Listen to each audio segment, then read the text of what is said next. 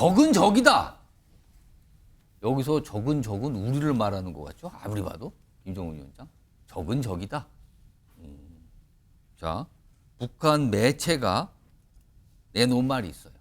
여기 또 험한 표현이 좀 들어갑니다. 들어보시죠. 알아볼 수 없을 정도로 깊숙이 잠겨든 침수 지역을 돌아보시면서 추서 용납할 수 없는 인명피해까지 발생시킨 대상들에 대하여서는 엄격히 처벌할 것을 제기하셨습니다.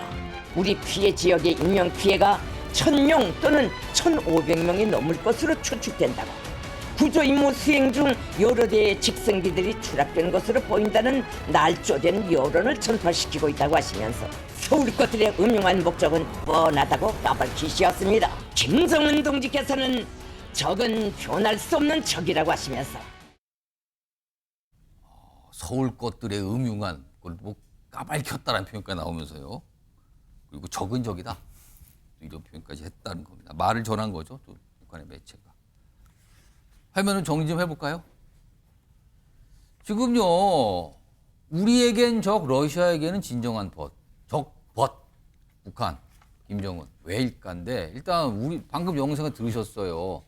적들의 쓰레기 언론들이 뭐 인명피해가 1000명, 1500명이 추측된다고 날조된 걸 막 전파하고 있다. 그러면서 이 서울 것들은 적은 변할 수 없는 적이다. 이렇게까지 강하게 이렇게 보면 격한 반응이거든요.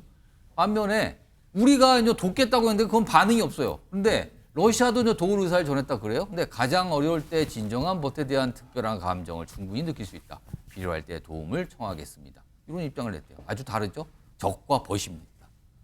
김철현 교수님, 네. 우선 우리에게 매우 격한 반응을 보였어요. 그리고 북한 표현을 하면 이제 우리 이 남한 쪽에 이제 언론을 향해서 뭐 1000명이네, 1500명 인명피해 났다고 뭐 날조라고 있다 이렇게까지 해서 격한 반응을 보는데 왜 그럴까요? 일단 그 김정은 국무위원장이 이렇게 대한민국 정부로부터 무시당한 적 처음이거든요. 무시당했다고? 그렇습니다. 왜냐하면 이렇게 지금 과거에 문재인 정부 때 보면 어쨌든 김정은 위원장하고의 어떤 뭐 이 남북 정상회담이나 여러 가지를 하려고 할 때 상당히 고분고분하고 어느 정도 비위도 맞춰가면서 어느 정도 했는데 윤석열 정부 들어와서는 전혀 이제 180도 달라진 상황이거든요. 어떻게 보면 지금 북한의 계속적인 핵도발에 대해서 윤석열 정부만이 힘에 의한 평화만이 국민의 안전을 지킬 수 있는 유일한 길이라고 해서 사실은 제가 한미 군사 동맹 또는 한미 군사 협력이 강화되면서 어쨌든 을지 프리덤 훈련이나 이런 것들도 다 재개된 상황이거든요. 예. 확성기도 재개되고 그러다 보니까 아무래도 김정은 위원장 입장에서 볼 때는 무조건적으로 이 대한민국 정부하고는 더 이상의 대화는 필요 없는 이제 적이다. 그 대신 러시아는 어쨌든 지금 우크라이나 전쟁을 수행하면서 북한에 대해서 기름도 주고 현금도 주고 여러 가지 형태로 군사협력이 강조되다 보니 아마 거기에 러시아에 대해서는 한편으로 가는 것 같은데요. 저는 지금 북한의 수혜가 굉장히 심각한 걸로 알려져 있거든요. 예. 그렇기 때문에 저는 인도주의적 어떤 채널은 뭐 김정은이 그래도 북한의 지도자라면 예. 저는 뭐 얼마든지 이건 수용해야 된다. 근데 서울 것들하고 상종 안 한다는 분위기인데요. 그러니까 지금요? 저는 지금 국가의 지도자라면 적어도 예. 물론 북한에서 굉장히 식량난으로 고통받고 있는 뭐 북한 주민들도 있지만 지금 수해 때문에 더욱더 고통이 가중되고 있는 상황이기 때문에 예. 그래도 한 국가의 지도자라면 저런 어떤 본인의 자존심을 앞세울 게 아니라 아니면 본인의 어떤 세습 체제를 인정하지 않는 저 부분이 아니라 어쨌든 대한민국 정부든 어느 나라로부터 적으로부터도 저는 인도주의적 지원을 지금 적극적으로 수용을 해야 된다고 보이거든요. 그런 부분에 있어서는 결국 김정은 위원장이 어떤 한 국가를 이끌어가는 어떤 뭐 이 제대로 된 뭐 지도자는 아니다 이렇게 평가할 수밖에 없을 것 같습니다. 지금 북한 매체에서 뭐 남한의 언론들이 1000명, 뭐 1500명 사상자가 발생했다 이렇게 날조라고 있다라고 했는데 그런데요, 화면 좀 보시죠. 북한 내부에서 이 수해 관련해서 벌어지는 일이 좀 조금씩 전해지고 있거든요. 여기 보시면 구출된 사람들을 시내 호텔, 지금 신의주를 얘기하는 거죠. 시내 호텔 여관 등으로 거처하도록 조직을 했는데 첫날 수재민들 통곡하다가 감시위원에게 저질당했다. 통곡도 하면 안 된다라는 거잖아요. 하나 더 보죠. 보위부, 그러니까 이 정보기관입니다. 보위부 간부들 수재민 있는 방마다 텔레비전과 녹화기를 연결해서 최고 존엄, 김정은입니다. 최고 존엄이 침수지역 인민들을 구출했다는 영상을 보게 하고 인민사랑에 고마움을 갖도록 강요하고 있다. 정의연 교수님. 뭔가 쉬쉬하는 것 같은 분위기가 느껴지는데요, 지금. 저거는. 그만큼 그 김정은 체제가 대단히 좀 그 위태로워 보인다라고 우리가 얘기할 수 있겠고요.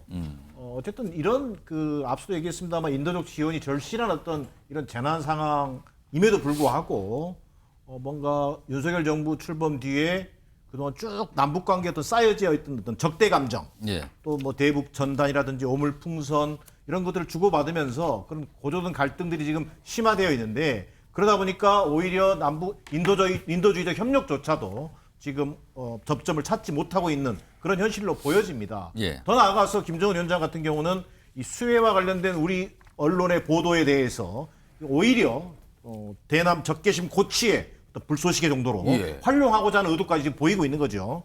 저는 우리가 좀 더 현명했으면 좋겠어요. 앞서 우리 김철현 교수도 얘기했습니다만 인도주의적 채널만이라도 이것이 가동이 되려면 저는 오히려 물자 지원이 이루어지기 전에 예. 사전 작업을 좀 조율할 수 있었으면 저는 좋겠다. 근데 오히려 그것이 없이 우리 정부 또한 계속 지난 작년에 북한이 적대적 어떤 두 국가를 규정한 이후로 그 대치 국면이 지속되는 상황에서 예. 덥석 물자 지원을 뭐 한다? 이게 어려운 구조지 않습니까?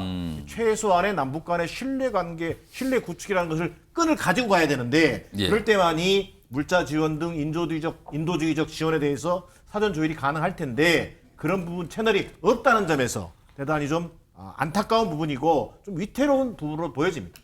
지금 북한이 굉장히 심각한 수혜를 받은 것으로 보이는 상황에서 최근에 이게 이제 오늘 공개된 북한 매체에서 나온 건데 무기 배치와 관련된 얘기를 좀 보도를 통해서 합니다. 그 내용 좀 들어보겠습니다.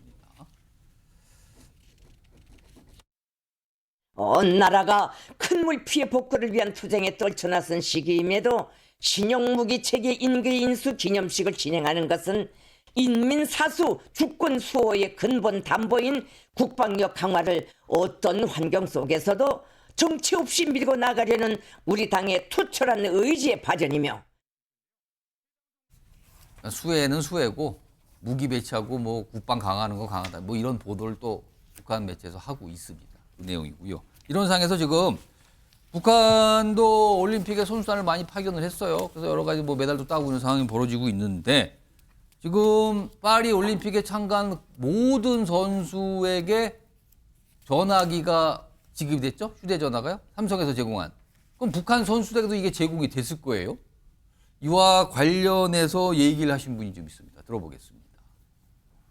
북한 선수들도 받았죠, 분명히. 받았는데 최악의 경우라고 한다면 박스도 개봉하지 못한 채로 압류당했을 가능성. 이게 한국 제품이잖아요. 예. 그 가장 심하게 통제되는 제품이라고 볼 수가 있겠고, 만약에 국제사회의 어떤 시선을 의식해서 뜯어서 이제 사용을 한다 하더라도 네. 이제 북한으로 돌아갈 때는 압류당할 것이다.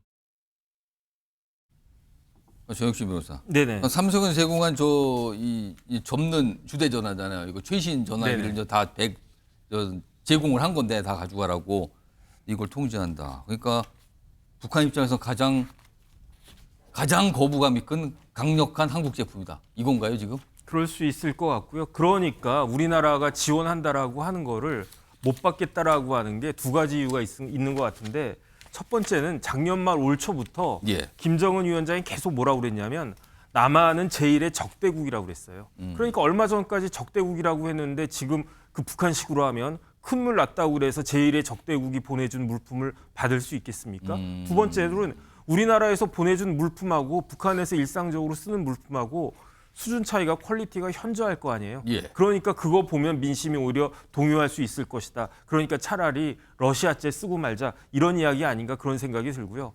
그다음에 우리나라에서 만든 가장 최신의 최첨단 제품이 핸드폰 아니겠습니까? 예. 그런 것들을 이런 폰을, 접는 폰은 아직 애플도 안 나오지 않았습니까? 예. 그러니까 이런 폰을 삼성에서 만들었구나, 이런 것들이 별로 좋지 않을 것 같고, 오히려 저런 그 삼성폰 같은 것들은 다 걷어가지고 당의 최고위직들만 알아서 쓰는 것이 아닐까, 저는 그런 생각이 들고요. 자기들이 쓴다고요? 그거? 자기들이 쓰자, 뭐 김정은부터 해가지고 몇몇 뭐 친한 사람들끼리만 쓰는 것이 아닐까 생각이 되고, 그다음에 지금 제가 조금 전에 찾아봤더니 북한이 이 예. 와중에 은메달 2개, 동메달 하나 지금 따고 있더라고요. 메달 땄어요. 네네. 그러니까 어쨌든 그건 잘했다는 생각이 듭니다. 갑자기 또 그 메달 얘기를 또 덧붙여 주셨어요. 알겠습니다. 아무튼 북한 선수들도 뭐 활약을 좀 많이 하고 있습니다. 그리고 우리 선수들하고 셀카를 갖고 찍고 뭐 그 장면도 많이 있었죠, 지금요. 그런 내용도 좀 공개되기도 있었습니다. 이 모습이에요, 지금. 여기 보시면 저렇게 할 때는 참 좋은 모습인데 이게 또 저길 떠나게 되면 또 복잡해집니다. 지금 탁구 선수 모습이었어요. 위에 있는 두 선수, 남녀 선수가 북한 선수.